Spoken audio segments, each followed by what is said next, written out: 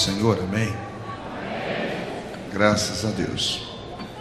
Eu quero externar a minha alegria de poder retornar a essa casa de oração, poder estar junto com os irmãos aqui da AD Betim, nesta segunda-feira, neste culto de ensino, onde nós nos reunimos para aprender do Senhor.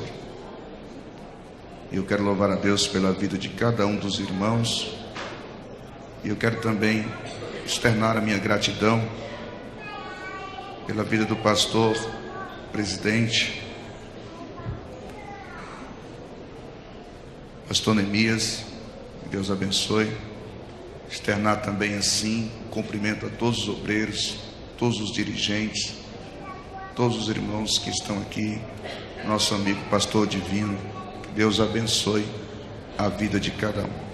Quero louvar também a vida do pastor José Rodrigues, nosso presidente de honra, que Deus abençoe a todos os irmãos. Trago também a paz do meu pastor presidente, pastor José Teixeira Rego Neto, presidente das Assembleias de Deus, Ministério de Bela Vista, ali no estado do Ceará. Trago um abraço também da minha esposa, a irmã Evani, e dizer para todos os irmãos aqui, se os dias os irmãos forem a Fortaleza, estiverem naquela terra, os irmãos nos procurem, que vai ser uma honra levar você para dar uma volta na praia e comer um camarão ali em Fortaleza. Só não vai todo mundo de uma vez só, que não dá certo. Vai um pela outra. Quem deseja ouvir a palavra do Senhor? Abra comigo a sua Bíblia. Livro de Atos dos Apóstolos. Atos, capítulo de número 20. A partir do verso de número 7. Atos, capítulo de número 20. A partir do verso de número 7. Glória a Deus. Todos encontraram? Todos encontraram? No primeiro dia da semana, estando nós reunidos com o fim de partir o pão, Paulo, que devia seguir viagem no dia imediato, exortava-os e prolongou o discurso até meia-noite. Havia muitas lâmpadas no cenáculo onde estavam reunidos.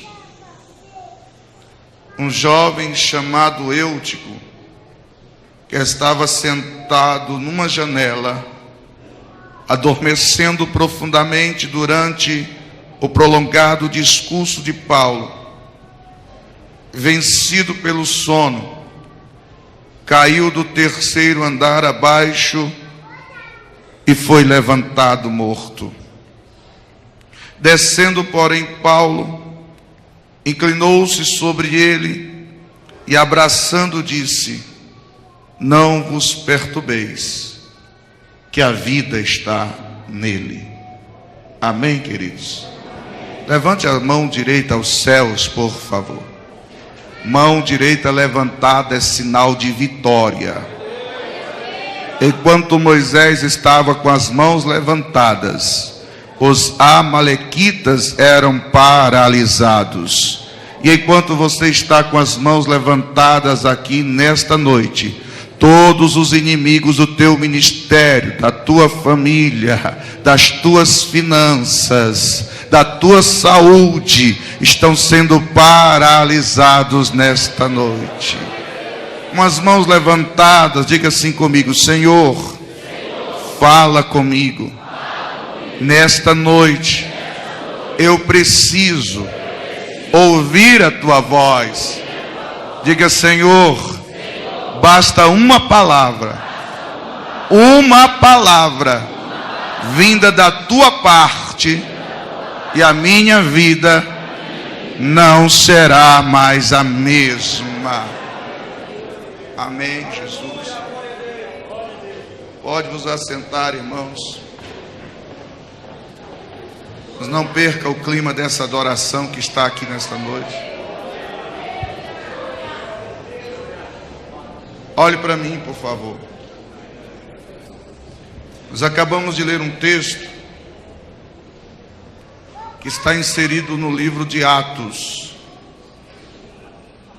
Todos nós sabemos que o escritor desse livro é Lucas. Todos nós sabemos que Lucas era médico. Paulo, ele tem um adjetivo em relação à pessoa de Lucas. Sempre que vai citar Lucas, Paulo diz: Lucas, o médico amado. E Lucas escreve tanto o Evangelho de Lucas como também o livro de Atos. E o livro de Atos é um livro que trata do crescimento da igreja. Interessante é que Lucas faz 2 tratados. O primeiro tratado é o Evangelho. E o Evangelho de Lucas trata da obra que Jesus fez nos discípulos. E o livro de Atos trata da obra que Jesus fez através dos discípulos. Nós temos que entender algo na nossa vida. A primeira obra que o Senhor faz é a obra que Ele realiza em nós. Porque antes de Deus trabalhar com você, Ele trabalha em você. E livro de Atos, Lucas vai mostrar a maneira como Deus trabalhou com os discípulos. Você vai ver que o livro de Atos é um livro que trata do crescimento da igreja. Você vai ver também que o livro de Atos é um livro que trata da perseguição da igreja. Se é algo que o inimigo tentou e é perceptível no livro de Atos, é que o inimigo sempre está tentando barrar o crescimento da igreja. Se você for ver, o inimigo tentou barrar o crescimento da igreja de 3 formas. A primeira forma que ele tentou foi com a perseguição. Mas quanto mais perseguia, mais o povo de Deus crescia. Porque Deus tem um negócio com crente. E crente, quanto mais persegue, mais cresce. Quanto mais apanha, mais faz festa. Quanto mais passa por luta, mais canta louvores ao Senhor. E o povo perseguia e a igreja crescia. O inimigo viu que perseguição não dava certo. E então ele tentou outra estratégia. Qual foi? Infiltração. Começou a infiltrar no meio dos irmãos falsos pastores, falsos líderes, falsos mestres, falsos irmãos. E aparece um tal de Ananias e Safiras, que estava infiltrado no meio dos irmãos, mas não tinha um coração entregue ao Senhor. E a Bíblia diz que esse Ananias e Safira um dia resolve vender uma propriedade. E resolve então fazer uma oferta no templo. E a Bíblia diz que eles levaram esta oferta aos pés dos apóstolos. Toda oferta que você entrega é nos pés. Você entrega nos pés dos apóstolos, mas quem recebe é a mão de Deus. Eles entregam nos pés dos apóstolos. Só que Ananias e Safiras deixaram que o diabo enchesse o seu coração. E o próprio Pedro vai dizer: Ananias, por que deixaste o diabo encher o teu coração para mentires contra o Espírito do Senhor? E naquela mesma hora, aquele que era falso, aquele que era mentiroso, foi revelado diante da igreja. Porque é uma verdade, e é uma verdade que a mentira tem perna curta e ela sempre anda manquejando e nunca vai longe demais. A infiltração não deu certo, por quê? Porque o Espírito do Senhor sempre revela a verdade no meio da congregação. Aleluia. Quando ele viu que a perseguição não deu certo, a infiltração não deu certo, então ele vai tentar a sua última estratégia, distração. Ele começa a colocar problemas dentro da igreja, e as viúvas dos gregos começam a reclamar que estão deixadas de lado na assistência. Então eles começam a dizer que os apóstolos agora tinham que ir servir as viúvas. Os apóstolos então reúnem a igreja e dizem assim: não é lícito que nós deixamos aquilo para qual fomos escolhidos a fazer, porque nós não fomos chamados para servir a mesa, nós fomos chamados para a palavra e para a oração. A igreja precisa entender o propósito para qual está aqui nesta terra. A igreja precisa entender o propósito para qual foi levantada neste lugar. A igreja não pode se embaraçar com negócios desta vida.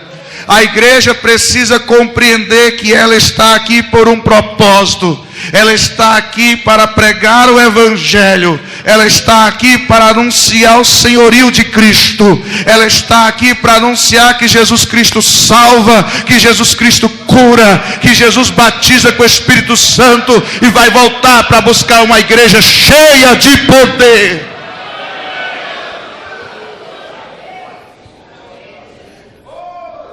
É nessa hora que os apóstolos vão dizer: não é bom que seja assim, vamos levantar homens e vamos colocá-los a este cargo.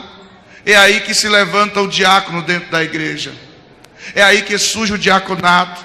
Porque sempre que o inimigo vem com algo contra a igreja, Deus sempre tem um plano B. Deus sempre tem um plano de saída.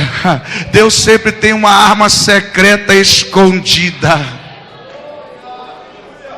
Não deu certo a perseguição, não deu certo, olhe para mim, não deu certo a infiltração e não deu certo a distração. Por quê? Porque você vai ver que em Atos dos Apóstolos, Deus sempre estava acrescentando o número de salvos na igreja.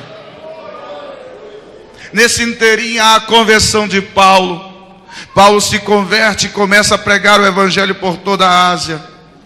A Bíblia vai dizer que Paulo então chega a Éfeso. Quando Paulo chega em Éfeso, ele está então disposto a pregar o evangelho em toda a Ásia. Só que um homem por nome de Demétrio se levanta. Você encontra isso no capítulo 19, um capítulo anterior que nós lemos aqui. No capítulo 19, esse Demétrios começa uma confusão contra Paulo. Ele começa a assediar as pessoas e começa a fazer um motim. Demétrios vai dizer que Paulo tem uma mensagem, e essa mensagem é perigosa, porque se o povo ouvisse a mensagem de Paulo, ia acabar com o lucro deles, porque havia um templo de Diana, e eles eram artífices que faziam pequenas estátuas de Diana para poder vender para o povo. E eles sabiam que quando a mensagem do evangelho chega, todo o lucro do cão se acaba. Quando a mensagem do evangelho chega, toda investida do diabo é neutralizada. Quando a mensagem do evangelho chega, todo o ninho do inferno é desfeito. É por isso que o diabo teme, é por isso que Demétrios temeu. Por quê? Porque se a mensagem de Paulo fosse pregada naquele lugar, todo o lucro do inferno iria por água abaixo. As portas do inferno não prevaleceriam, ia ter que se fechar. Por quê? Porque aonde a mensagem é pregada, aleluia, o inferno recoa. Aonde a mensagem é pregada, o traficante é liberto, o drogado é liberto, o prostituto se converte, o alcoólatra deixa de beber. Paulo ainda nem tinha chegado em Éfeso, mas a sua mensagem mensagem já estava causando temor. Sabe o que é isso? É porque a mensagem é mais importante do que o pregador. Aleluia! A mensagem tem que ser pregada. O pregador pode até ser esquecido. Daqui a uma semana você nem se lembra quem é Regis Ribeiro. Daqui a alguns dias você nem se lembra quem sou eu. O pregador pode ser esquecido, mas a mensagem não. Aleluia. Oranda Cassiaia. Aleluia. Oh, eu sinto a presença de Deus. Levanta a mão, diga algo que glorifique ao Senhor. Diga glória, diga aleluia, diga algo que exalte ao Senhor. E esse Demétrio, a Bíblia vai dizer que ele começa a juntar alguns profissionais. Diga comigo, ele juntou profissionais. Não, mais forte, eu estou vendo vocês aqui, pode ficar melhor. Diga comigo, ele juntou profissionais. E profissionais sempre vão causar problema, pastor. Eu vou dizer de novo. Profissionais sempre vão causar problema. Ou coisa ruim é tratar com profissional.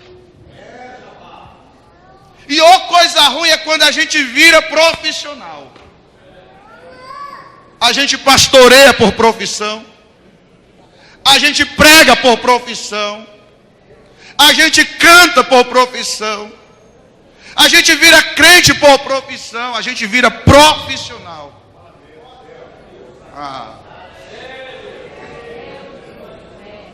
E ou coisa ruim é tratar com o profissional. Porque a Bíblia vai dizer que o profissional só tem um objetivo. Qual era a preocupação de Demétrio? A preocupação de Demétrio é se a mensagem de Paulo fosse pregada, eles iam perder o seu lucro. Posso falar?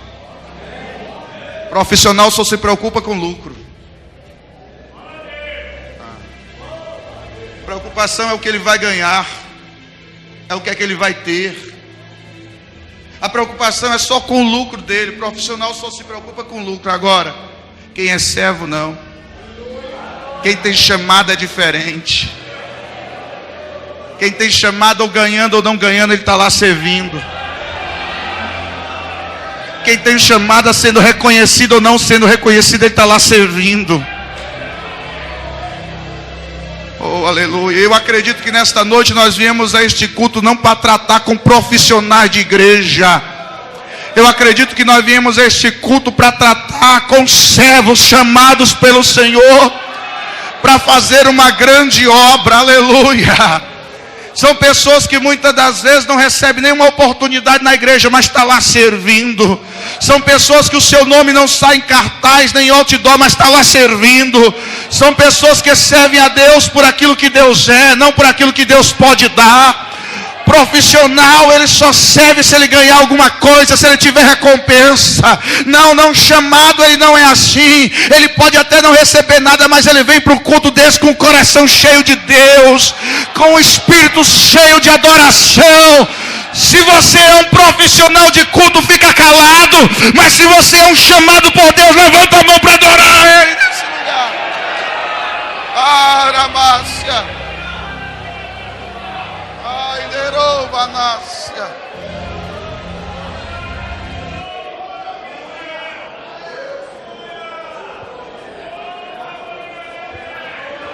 Quando Demétrio junta os profissionais, a Bíblia diz em capítulo 19 que ele vai levar os profissionais para o teatro. E se tem coisa que profissional gosta é de teatro. Se tem coisa que profissional gosta é de encenação, pastor Neemias. Ele encena. Ele chega no culto, coloca uma máscara. Quem olha para ele pensa que ele é um cara cheio de Deus.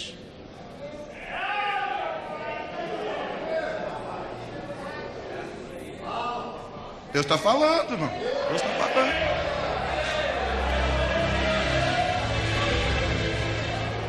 Ele é literalmente um ator. Ele vive no teatro. Ele é literalmente alguém que finge ser o que ele não é. Sabe como é que Jesus chama essas pessoas? Sabe como é que Jesus chama essas pessoas? Hipócrita. Que vem da palavra grega hipocrete, que significa literalmente ator. Um hipócrita é um ator. É alguém que finge ser o que ele não é. É alguém que não sobe em um altar, ele sobe num palco. Ah, Jesus. Vai ficar bom esse negócio.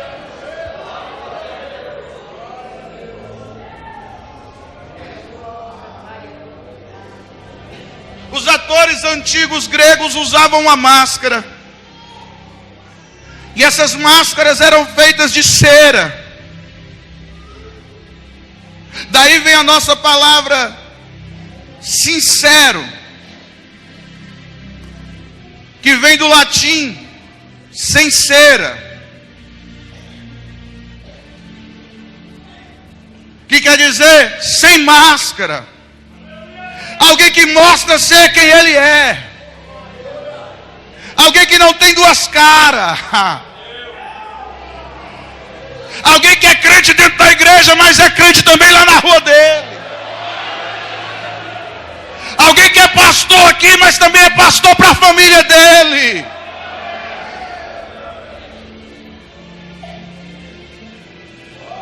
Alguém que não precisa usar máscara. As máscaras eram feitas de cera. Diga comigo, as máscaras eram feitas de cera. E se tem uma coisa que cera não suporta, é calor.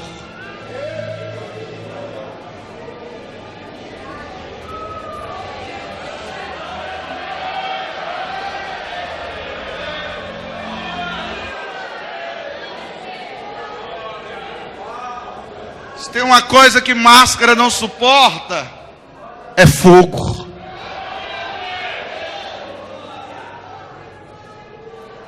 Segura na mão desse crente que está do seu lado. Segura. Se ele não quiser pegar na tua mão, porque ele está com medo de pegar fogo aqui nessa noite. Isso.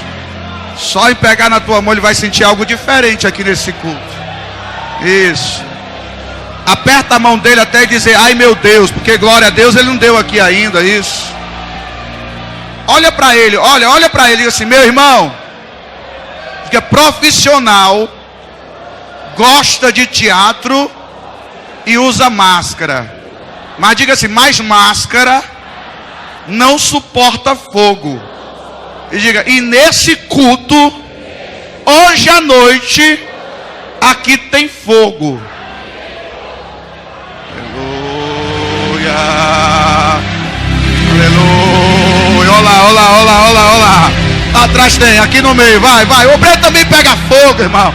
O preto também é isso, deixa acender. Não tem medo da máscara cair, não. Não tem medo da maquiagem borrar, não. Levanta a mão e adora ele.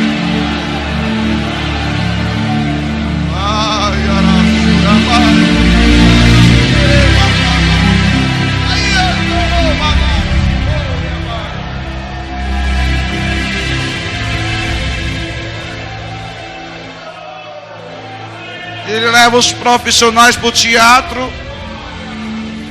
E ali querem se levantar contra Paulo. Os amigos de Paulo se levantam. E a Bíblia vai dizer que eles pegam um amigo de Paulo chamado Aristarco. Quem era Aristarco?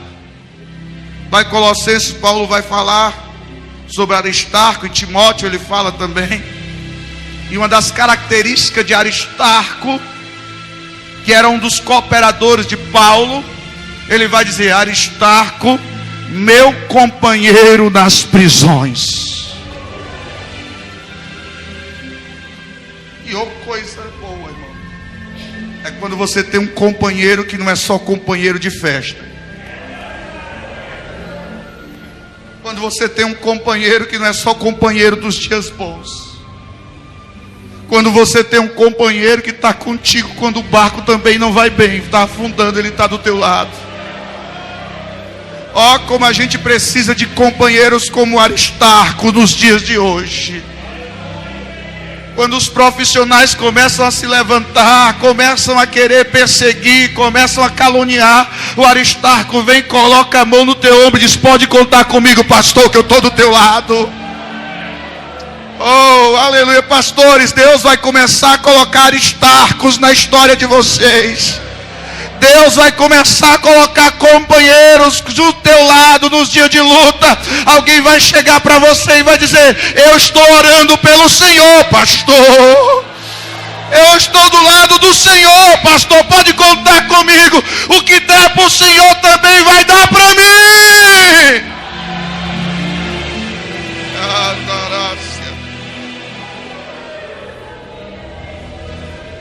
Eu gosto, irmão, de pregar uma mensagem no capítulo 5 de Lucas, que fala da chamada dos discípulos. Capítulo 5 de Lucas, você vai ver que quando Jesus chega, os discípulos estão tirando o barco da praia e estão lavando as redes. E a Bíblia vai dizer que Jesus entra no barco, que é o barco de Simão Pedro, e pede para se afastar um pouco da praia. E Jesus começa a pregar. E começa a pregar. E quando ele termina de pregar, porque ele está usando o barco de Pedro como um púlpito, ele está usando o barco de Pedro para pregar à multidão.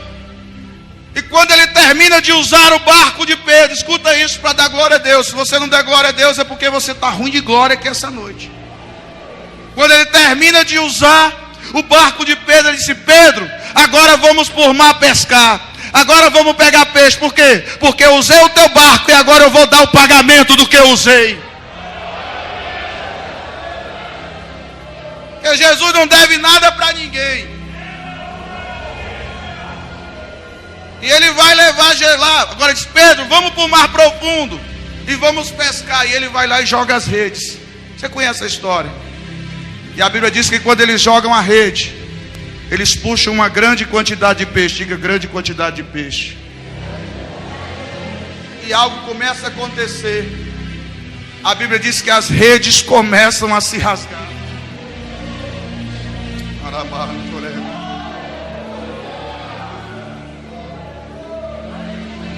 Você não já teve impressão que tem dias que parece que a tua rede vai se rasgar? Já teve impressão que tem dias que parece que vai se acabar tudo? Agora, o interessante é que foi a pesca, foi o milagre que ocasionou isso.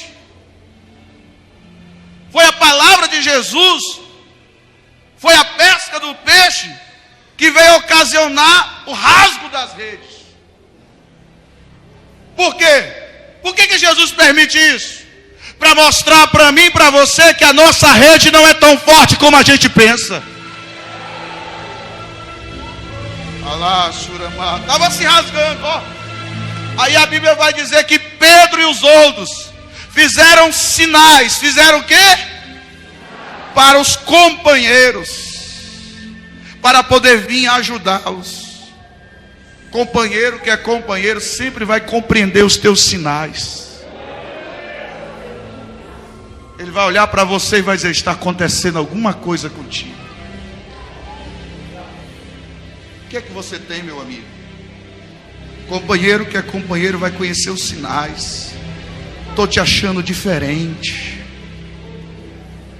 Você não está mais com aquela mesma alegria que você tinha antes.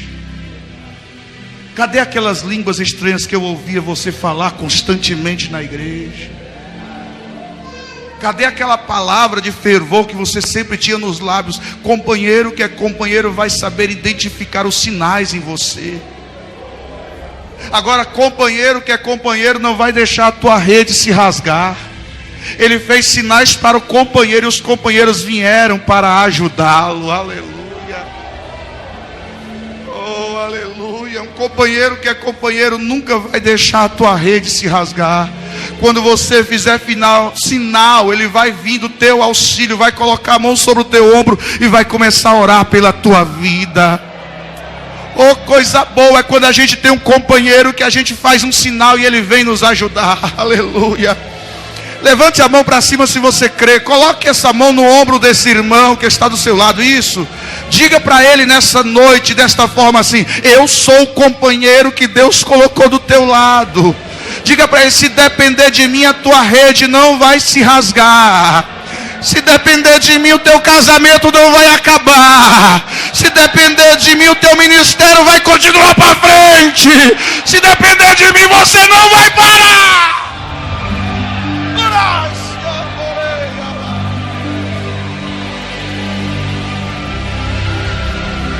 Oh, aleluia! Aleluia! Mas sabe qual é o mais lindo dessa história?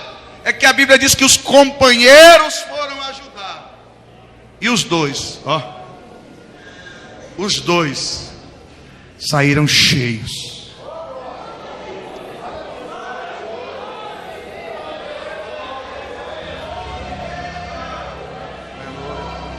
Vai orando por quem está precisando, que você também vai ser cheio. Vai intercedendo porque quem está na luta, porque você também vai ser cheio. Aleluia. Oh, aleluia. Que a gente precisa de um Aristarco do nosso lado. É um companheiro, um amigo que está do seu lado, que te ajuda. Eu lembro de uma vez que eu estava em Paraipaba, pastor. Nesse dia era uma grande concentração de jovens. A gente saiu para evangelizar. E foi eu e um companheiro meu. E de repente a gente chegou numa casa que era uma barra pesada. Sabe? Sonzão pesado. Povo fumando, povo bebendo. E eu tenho um negócio comigo, irmão. Quanto maior o desafio, aí é que eu gosto. Quando eu olhei para dentro da casa, eu sei de onde Deus me tirou. Eu já fui pedindo licença, já fui entrando e metendo a palavra. E eu preguei. Os caras que estavam bebendo já colocaram a bebida de lado. O outro que estava ouvindo o som já baixou o som para ouvir a mensagem. O outro já apagou o cigarro e jogou fora e ficaram ouvindo. E eu pregando. E eu vi aqui no canto dos olhos deles uma lágrima chorando. Preguei, irmão. O cara agradeceram, disseram que à noite ia para o evento. Quando eu olho para trás, cadê meu companheiro?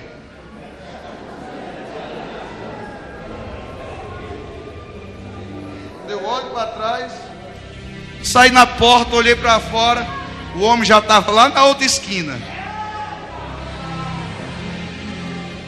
Eu fui lá onde ele estava, irmão. Olhei para ele e disse: nunca mais abandone um soldado sozinho na guerra. Nunca mais abandone um soldado sozinho na guerra. Você pode até morrer, mas morra junto com ele. Não abandone um soldado na guerra. Bata no ombro de alguém, diga essa verdade, que eu quero ministrar essa verdade. Diga para umas 3, 4 pessoas, diga: nunca abandone um soldado na guerra.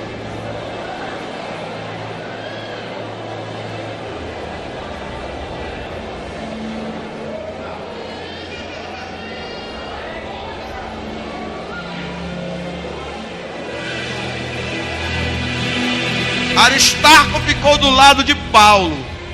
Eram muitos profissionais, mas Aristarco estava do lado de Paulo. Paulo sai dali, viaja, se encontra com outros irmãos e ele reúne os seus amigos. Aí nós chegamos aqui no texto que nós lemos hoje. Em Troade, Paulo se reúne com alguns discípulos e ele começa a pregar. Ele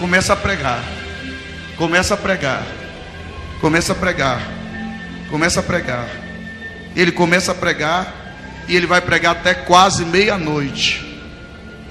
E perto da meia-noite, a Bíblia vai dizer que um jovem estava sentado na janela, vencido pelo sono, caiu do terceiro andar e foi levantado morto. Ele foi o quê? Levantado. Se tem algo que você pode fazer de ruim por alguém, é levantar ele morto. E infelizmente, eu não tenho medo de dizer isso, tem muitos que hoje em dia estão sendo levantados mortos.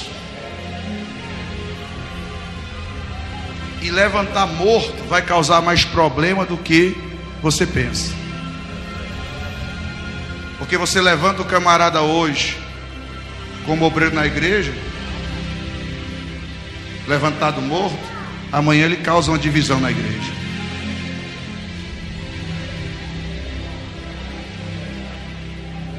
Sabe qual é o nosso problema? É que a gente está usando umas desculpas meio esfarrapadas. A gente sabe da vida do camarada, a gente sabe da conduta dele, a gente sabe das maracutaias do infeliz por aí, e a gente ainda convida ele para pregar na nossa igreja. Aí o camarada diz: não, pastor, é porque ele atrai multidão. Meu irmão, até defunto atrai multidão.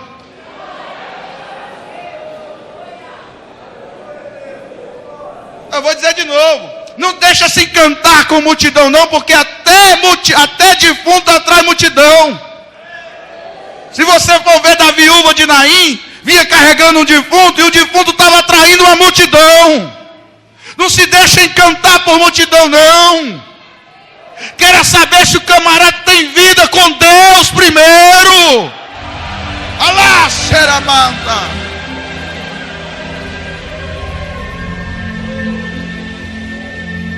A gente sabe, irmão. Aí você quer dar... Não, pastor, é para dar uma oportunidade. Aí é? Depois você vai ver o que é que o morto vai trazer de problema. Eutico foi levantado morto. E esse é o problema da nossa geração. O problema da nossa geração é querer tratar quem está morto como se estivesse vivo.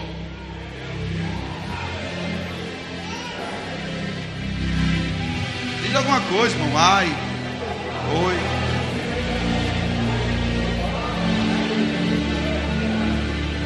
Morto tem que ser tratado como morto. Mas os vivos têm que ser tratados que nem vivos. Se o homem tem temor a Deus, se o homem é um homem de oração, se o homem é um homem frequente na igreja, dê oportunidade a ele, porque ele tem vida com Deus.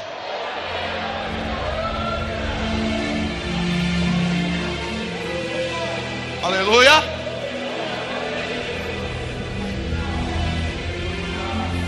Aleluia. Aleluia. Adorei a nascimento corebaia. Ai, chorema, sorema, cobe de rasmiante. Trime de ora, vando e baixai, trima, sireca, séria. Eu acredito nesta noite que eu estou diante de uma geração que está sendo levantada nesses últimos dias. Mas não é uma geração que está levantada morta, com caráter morto, com vida. Não. É uma geração que está sendo levantada com vida. Aleluia. Se isso é verdade, segure na mão desse crente que está do seu lado. Segure na mão dele, isso. Se ele não quiser pegar, ele está com medo de ser batizado com o Espírito Santo nesta noite, falar em línguas. Olha para ele e diga assim: meu irmão, diga: Deus está levantando uma geração com vida. Diga: se você está sendo levantado com vida, como eu estou sendo levantado, diga: nós dois vamos sentir a presença de Deus aqui desse. Olá. Vai aí. Olha, vai pegando, vai acendendo, deixa acender, deixa contagiar, deixa pegar, deixa acender. Você vai voltar para a tua congregação nesta noite, mas levando vida para lá. Você vai voltar para a tua casa levando vida para lá. O espírito da morte vai ser banido. Levanta a mão para receber vida.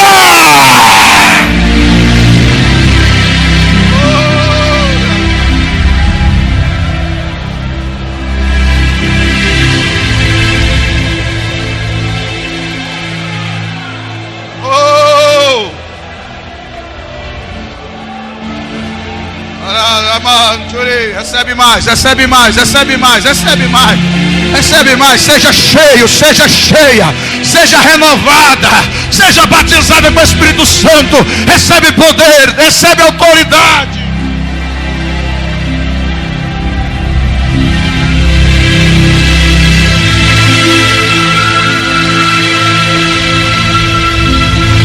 Olha para mim. Nós estamos falando de um rapaz que caiu. A Bíblia diz que Eutico caiu da janela. E Lucas, por ser médico, talvez queira nos dar um indício da queda desse rapaz. Por que ele caiu? Se você ler no capítulo 20, verso de número 8, vai dizer assim: e havia, diga comigo, havia muitas lâmpadas no cenáculo onde estavam reunidos. Talvez aqui Lucas queira nos dar um indício da queda de Eutico. A Bíblia diz que havia várias lâmpadas. Primeiro, não era só uma lâmpada, era várias lâmpadas. Não era só uma lâmpada, era várias lâmpadas. Vou dizer de novo.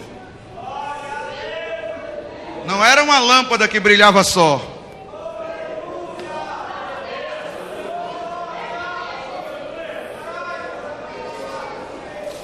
Era várias lâmpadas que brilhavam juntas. Porque lâmpada que é lâmpada aprende a brilhar juntos. Lâmpada que é lâmpada não precisa apagar o brilho de ninguém para poder brilhar. Lâmpada que é lâmpada não se preocupa se alguém está brilhando. Ela sabe que ela tem o brilho dela também. Elas estavam brilhando juntas. Diga, brilhando juntas. Porque ministério é cooperação. Ministério não é competição. Ministério é eu ajudando você e você me ajudando. Não é você torcendo para o playback não pegar, não pega. Tomara que a unção não desça. Não. Ministério não é você torcendo para a igreja do outro não crescer, que não cresça, que ninguém se... Não é isso. Ministério não é competição, não é querendo cantar melhor do que os outros, não é pregar melhor do que os outros, não é ter a igreja melhor do que o dos outros. Não é competição. Ministério é cooperação. Se eu estou bem, você também está bem. Se eu cresço, você também cresce.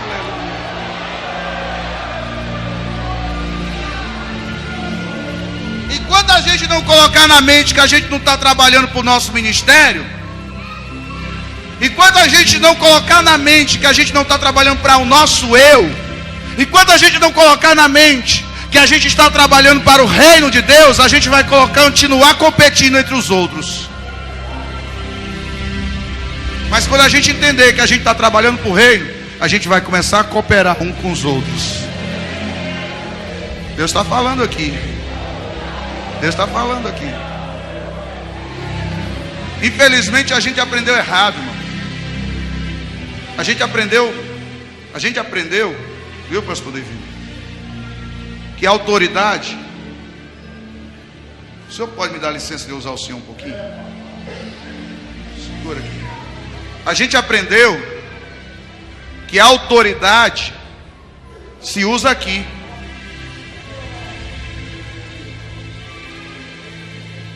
E a autoridade não se usa aqui. Porque se você usar a autoridade aqui, o que você vai fazer é isso. Baixa um pouquinho, pastor. Só um pouquinho. Isso. Autoridade não se usa aqui. Fica aqui, pastor. Autoridade se usa aqui. É conduzindo. é direcionando, sem diminuir ninguém, é crescendo junto um com os outros. Levanta a mão para receber esta presença. Obrigado, pastor. Levanta a mão, levanta a mão, levanta a mão.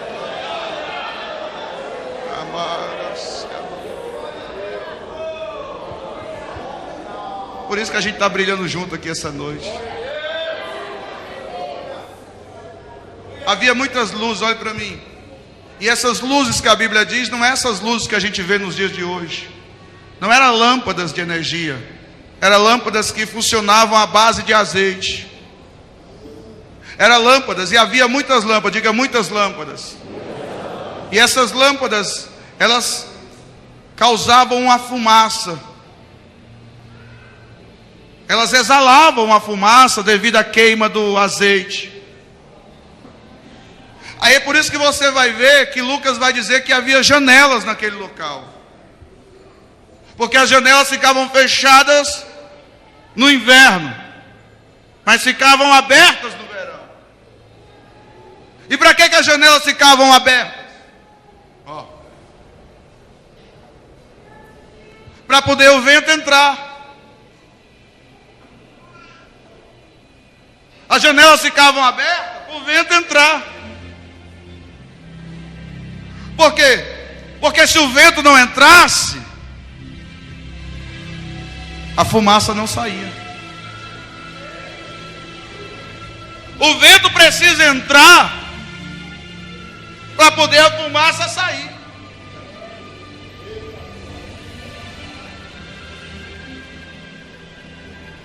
A gente precisa deixar o vento entrar para poder a fumaça sair.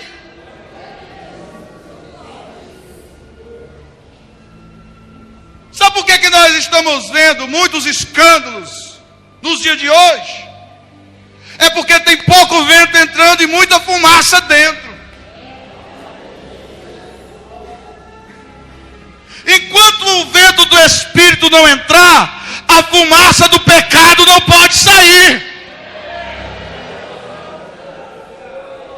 Eu vou dizer de novo. O vento tem que entrar para poder a fumaça sair. Sabe o que você está precisando para aquela mocidade mudar e deixar de ter tanto problema? É que o vento sopre lá dentro da mocidade. Sabe o que a tua congregação está precisando? É que o vento sopre lá dentro da tua congregação. Sabe o que a igreja do Brasil está precisando? A igreja não precisa de mais teólogos, de mais pregadores eloquentes. A igreja não precisa de mais estrutura. A igreja do Brasil está precisando de um sopro do Espírito Santo sobre ela. Eu nunca vi tanta coisa errada na minha vida.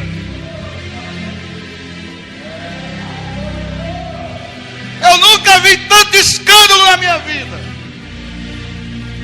E muitas das vezes dá até tristeza de abrir redes sociais. Aleluia.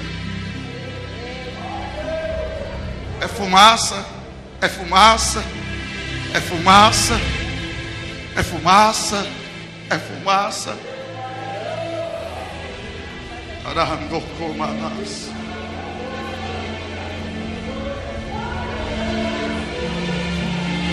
E a gente só vê as notícias dos eúticos caindo.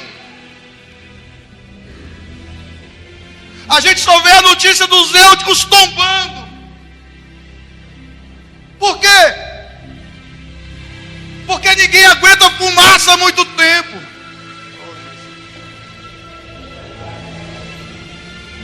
Você pode até enganar um dia, 2 dias, 3 dias, 1 semana, 2 semanas, mas uma hora dessa a fumaça vai te derrubar. Ninguém engana por muito tempo. Ninguém aguenta fumaça por muito tempo.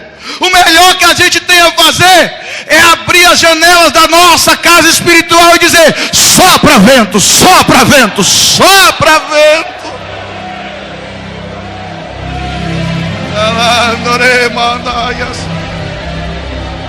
Levanta a mão que eu vou profetizar nesta noite sobre a tua congregação. Levante a mão porque o ciclo de oração lá da tua congregação vai mudar. Os congressos de jovens da tua congregação a partir desse ano vai mudar. Oh, aleluia, as reuniões vão mudar. Por quê, pastor? Porque o vento vai começar a soprar lá. O vento do Espírito vai começar a soprar lá. Nós precisamos fazer que nem Ezequiel. Nós estamos vendo uma igreja com muita estrutura. Ezequiel profetizou e a Bíblia diz que se levantou a estrutura. Tinha estrutura, mas não tinha vida. É a maior tristeza. Eu tenho andado por quase todos os estados do Brasil. Já preguei em igrejas que são verdadeiras catedrais, que tem estrutura de som, tem estrutura de banco, tem estrutura de tudo mas quando você entra dentro, você sente que está faltando alguma coisa. Você sente que está faltando a presença do Espírito Santo, e não dá para aguentar muito tempo sem a presença do Espírito Santo. Aleluia. Ezequiel profetiza e se levantou a estrutura. Olhe para mim. Levantou-se a estrutura, mas não tinha o Espírito. Aí Deus disse: chama Ezequiel, chama o Espírito. E diz ao Espírito que sopra dos quatro cantos. A igreja do Brasil está precisando de um sopro do Espírito Santo.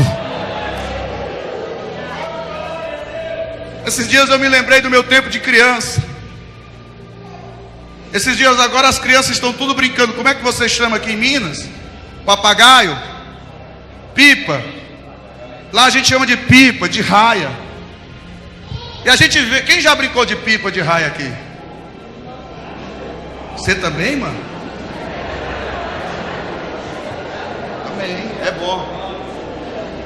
A gente gosta. Você gosta de brincar de raia? Bom. E a gente brincava quando era criança. Esses dias eu me lembrei, pastor Divino. Vi algumas crianças brincando. E qual é a maior necessidade no dia que você vai brincar de raia, de pipa, de papagaio?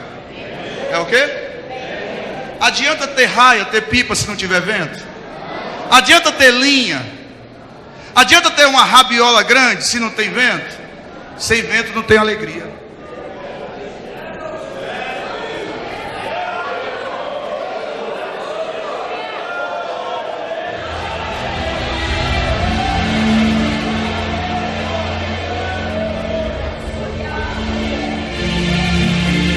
E algumas vezes a gente ia brincar quando era criança, e quando a gente chegava lá, não tinha vento. Não tinha vento. Aí alguns amigos meus, pastor Remias, pegava o papagaio. Olha para cá, olha para mim. Eles pegavam o papagaio e ficavam correndo.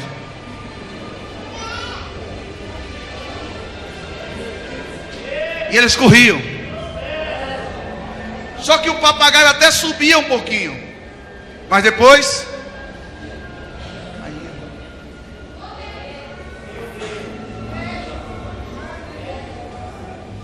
Só que eu não sei vocês, sei que lá no Ceará a gente fazia isso. A gente desenvolveu uma técnica. A gente aprendeu a chamar o vento. E era algo meio assim, pastor, não sei, coisa de criança. Eu sei que a gente ficava parado e começava a chamar o vento. E como é que a gente chamava? A gente chamava assim, ó.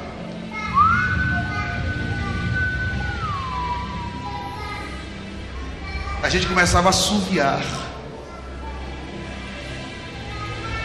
E não é que o vento vinha.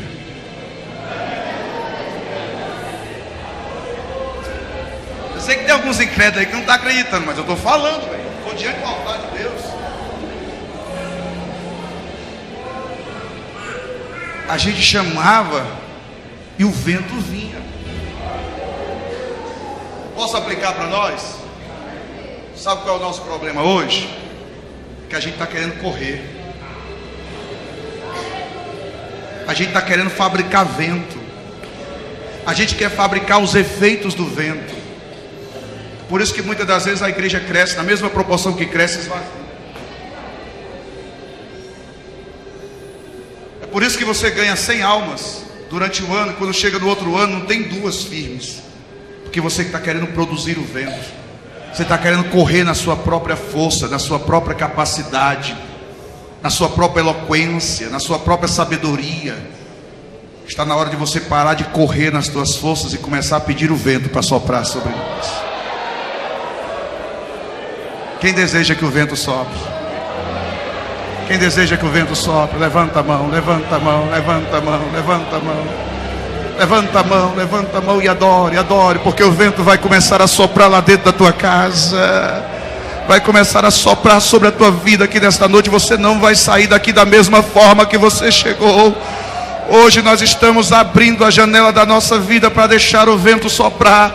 Eutico senta na janela pensando que vai impedir do vento entrar, mas não sabia ele que em João no capítulo 3 verso 8 Jesus diz: o vento sopra onde quer, aleluia. Não tem quem impeça do vento soprar. O senhor Donald Trump, o homem mais poderoso do mundo, não pode impedir do vento soprar, aleluia.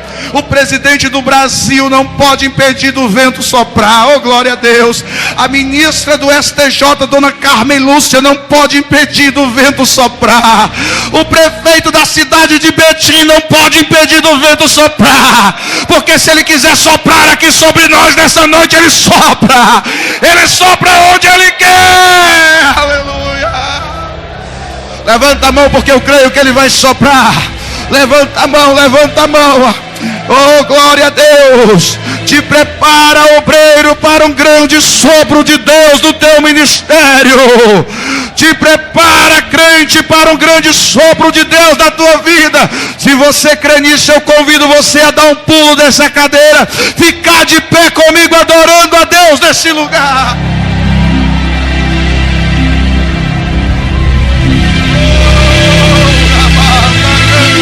Já está soprando ali, olha lá. Lá atrás, aqui nos obreiros já está soprando. Lá em cima, vai soprando. Isso. Levanta a mão por 5 minutos para adorar a Ele.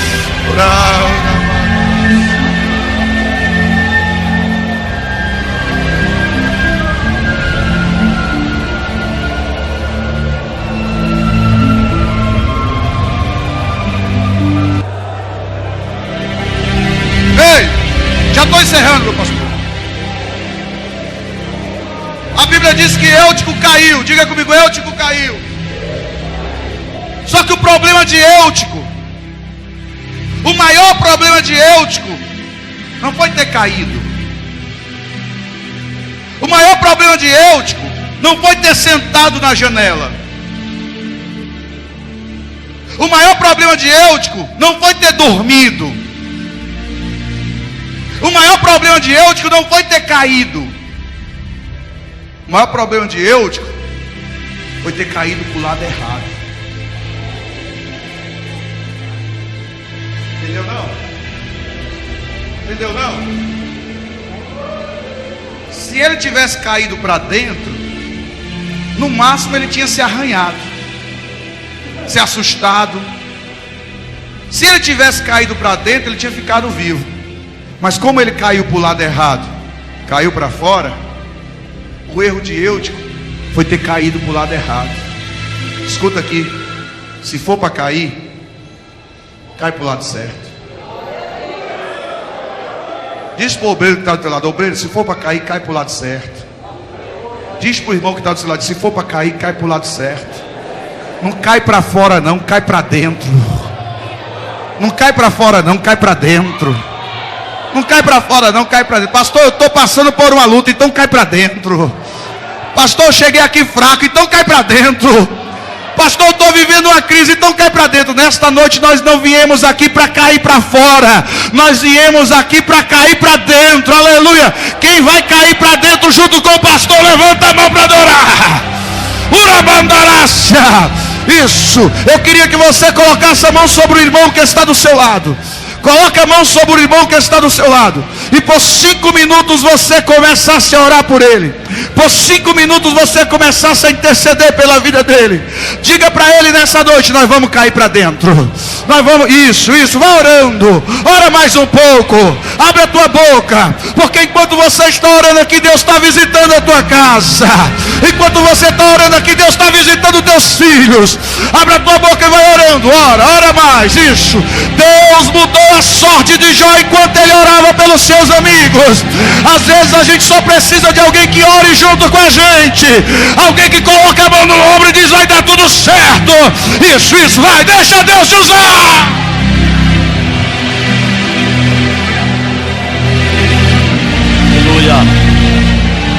Aleluia, glória a Deus, louvado seja o nome de Jesus.